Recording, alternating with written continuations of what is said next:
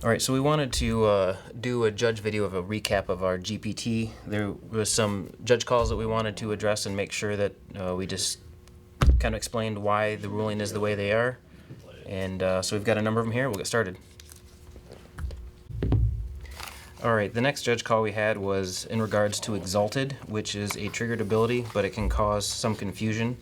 The actual ruling on triggered ability, or one of the rulings, is a triggered ability triggers, but the player controlling the ability doesn't demonstrate awareness of the trigger's existence for the first time that would affect the game in a visible fashion.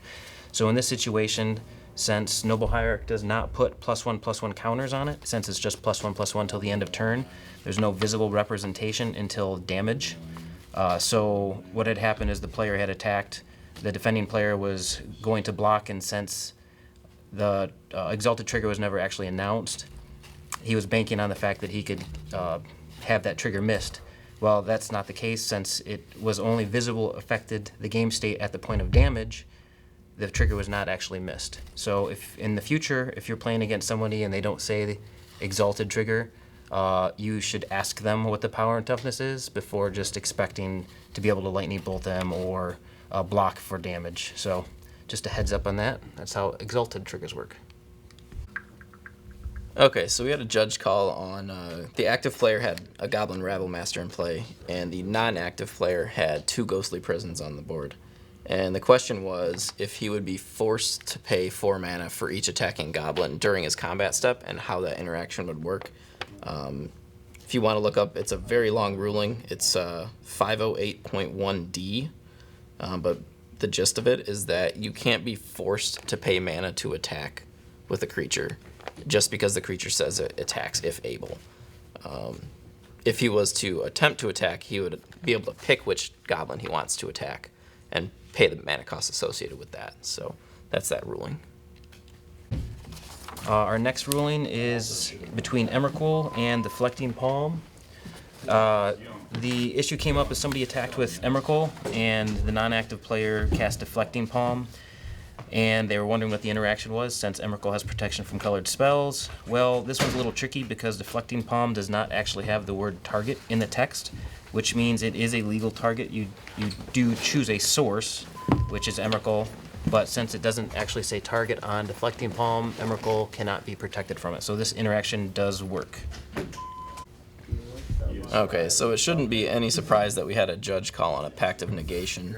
Basically, during this player's opponent's turn, he cast the Pact of Negation to counterspell something. When it came to his turn, he went from untap straight to draw his card. His opponent called the judge, said he missed his trigger, which obviously is how the game works. He didn't acknowledge a trigger during his upkeep, and the default action is that he loses the game on that. So there's no way around it. He drew his card, which means he passes upkeep. Next one is Ancient Grudge. We had a question in regards to what is the converted mana cost when casting as flashback. The converted mana cost of any card is always going to be in the upper right corner, regardless of what the alternate casting cost is. Unless in the upper corner, if it's an X, then X is going to be whatever you put into it while it's on the stack. Anywhere else, X is going to be a 0.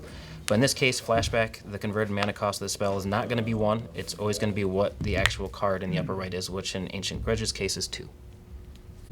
Okay, so the next judge call was it was the same player. He made 2 judge calls, so I'm just laying out all the cards in question here. The first one, his opponent had a Chalice of the Void on 0. He had 2 Lotus Blooms suspended with 1 time counter on him, and during his upkeep, he asked me what the converted mana cost is of Lotus Bloom. There's no printed mana cost, therefore it's assumed it's 0. So obviously, Chalice of the Void on 0 is going to counter that, assuming his opponent acknowledges the trigger. The next question was, again, the same player. His opponent also had a Chalice of the Void on 1, and he wanted to know if it would counter Angel's Grace, because Angel's Grace has split second. If you read the text on split second, it says, as long as this spell is on the stack, players can't cast spells or activate abilities that aren't mana abilities. The ability on Chalice of the Void is a triggered ability, so those will still trigger after there's a split second spell on the stack. So yes, it would counter the Angel's Grace. All right, the next one we want to talk about is Endless One and Eldrazi Mimic. There's a couple things going on here. Endless One is base power and toughness is 0/0. And in the case of another creature copying, for example, clone copies a creature, whenever you copy a creature, you'll always copy the base power and toughness. It does not copy +1/+1 counters or +1/+1 till the end of turn. It only copies the base power and toughness. However, in Eldrazi's Mimic case, it does not say copy. It just says, whenever another colorless creature enters the battlefield under your control, you may change Eldrazi Mimic's base power and toughness to that creature's power and toughness until end of turn. So it is not a copy ability. So if you had a 5/5 Endless One in the battlefield, an Eldrazi Mimic would become a 5/5 until end of turn. All right, and the last one we wanted to talk about was the interaction between Spellskite and Vines of the Vastwood.